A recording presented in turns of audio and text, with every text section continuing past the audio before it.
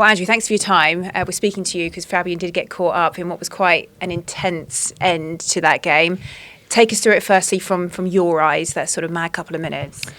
Yeah, obviously the tackle on João looked like it weren't a great tackle, and then obviously we're upset with the tackle, and then obviously the reaction is to see what obviously then the referee does. After that, I didn't really see too much because I was trying to communicate to one of the players, and then obviously the next thing I see, obviously the two managers, the red card along with obviously the player. So yeah, it's one of them things in football. João took a bit of a nasty hit. Hopefully he's okay, and then obviously you just have to concentrate on the next part of the game. With the result heading towards a draw at that point, do you think tempers were probably boiling because of the frustration around that? Did you feel the performance was warranting more at that stage? Yeah, no, of course we're bitterly disappointed that we haven't got 3 points today.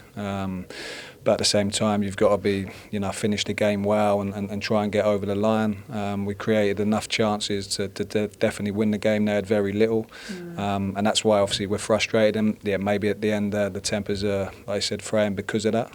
But yeah, we need to finish that game better.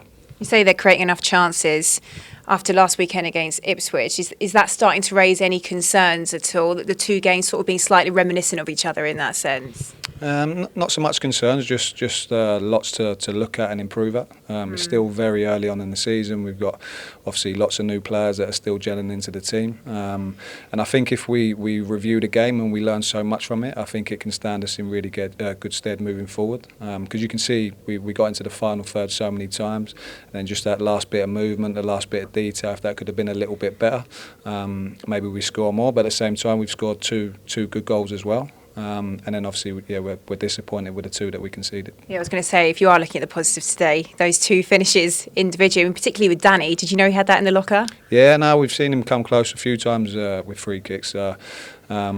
He took it really well. He's got that in the locker for sure. And then obviously Jack Hinshelwood's goal's a great finish, a really good cross from JP, and then the timing of the run and then the execution, the header was top class. So two very good goals. But we feel that we've done enough to score more. But at the same time, we would have liked to have kept a clean sheet. With that then, missed opportunities, is that what this one goes down as, do you think?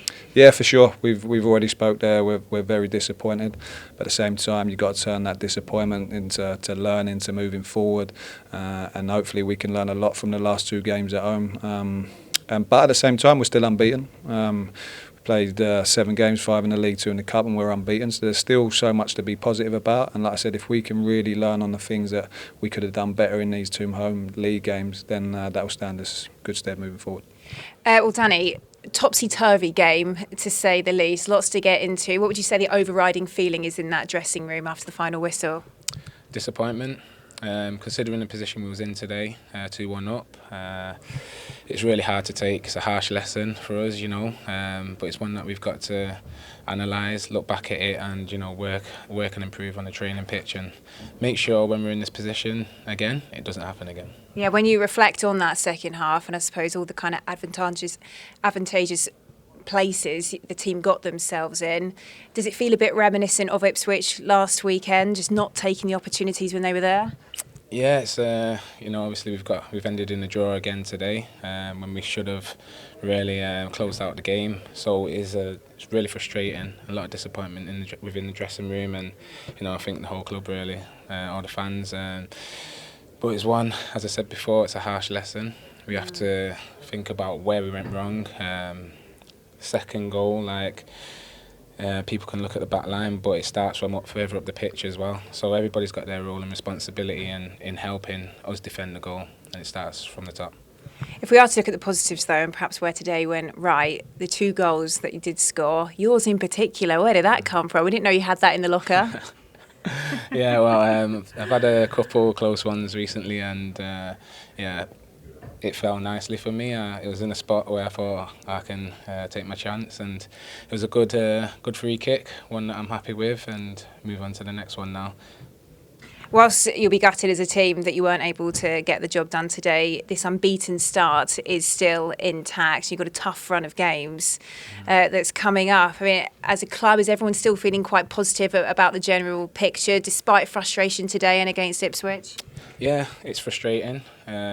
We've got a great culture within the dressing room where everybody's willing to improve and, to get better and, to elevate the levels, the standards that we've set. We want to build upon it. We can take this positivity with us being unbeaten, but we can also, feel that disappointment of today and last week, but that will only fuel us to keep on getting better. I think there's a number of areas where we need to work on. So as today we went in 2-1 up at half time, not necessarily we didn't play as good as we know we can. So there's moments where we might be a little bit naive at times, but that's something now what we can analyse, look back on and build upon from here. One final positive for you personally, I think that's 3 goals, isn't it, this campaign? After notching 5 across the entirety of last season, the new coach, he's getting a lot out of you, isn't he? He's working. Well, I'm getting a few more opportunities this season, and I'm always there willing to, to play my part. And I've got 3. I wanted to get another one today. But move on to next week, and hopefully there's more goals, and we try and get the 3 points next week. Jack, what do you make of that result? Coming off frustrated? Yeah, I think, very frustrated. We went down early, but showed great reaction to get back in the game and be leading 2-1 up at half time. I think we had chances to make it 3-1, but as soon as that don't happen, I think we've got to be more resilient. Got to be, especially for the second goal, myself and Matt says too big a gap in the middle of the pitch. I've got to shuffle over and make the gap smaller, and something to learn from. But we can't keep learning from them and dropping points at home. I think we're all very frustrated because I think if we get the third, we go on comfortably, but it didn't come. So we need to show more resilience and be harder to take points from. Take us back to the start of the game. I imagine you were pretty frustrated as a group with the first 40 odd minutes, were you? Yeah, we weren't at our best again, I think, but we showed great character to come in half time at 2-1, and I think once you're in that position, there's no way you should be dropping points at home. Tell us about how the comeback started. Another headed goal for you, your 3rd in the Premier League. It was a striker's finish again, wasn't it? Yeah, I think I just arrived in a good area and the ball come to me, so I've just done everything I can to get behind it and send it across goal, but at the end of the day, it doesn't count for much now. I mean, it's still a point, but we've got to be taking much more than that from these games at home.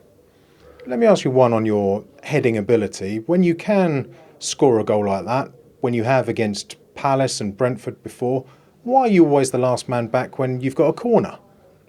I think we've got to have a good structure at corners. We don't want to be leaving ourselves open at the back, so I think we've got to get the corner structure right. So I can't complain.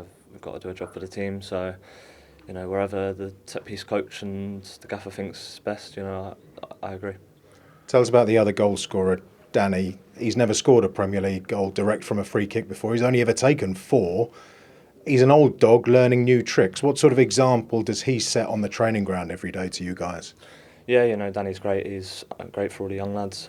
He's a great person to have in the dressing room, and I think we've seen his ability at free kicks in other games. He's been close, but today it was good to get it in the net. But I'll go back to it again. It doesn't mean much because we've dropped 2 points. I know you're frustrated. That's coming over loud and clear. It's only 5 games into the season, though. Under a new manager, still learning what his demands are and things. Is something building? Yeah, we are still happy with the start we've made, but we just think these last 2 home games we've got to be taking 3 points from both really, but we're still learning new ways under the manager, but he's really trying to drum into us that we need to start becoming winners, and I think you've seen it out there today that that's still something we're learning on, but I think we'll come good by the end of the season. We'll be turning these drop points into points gained.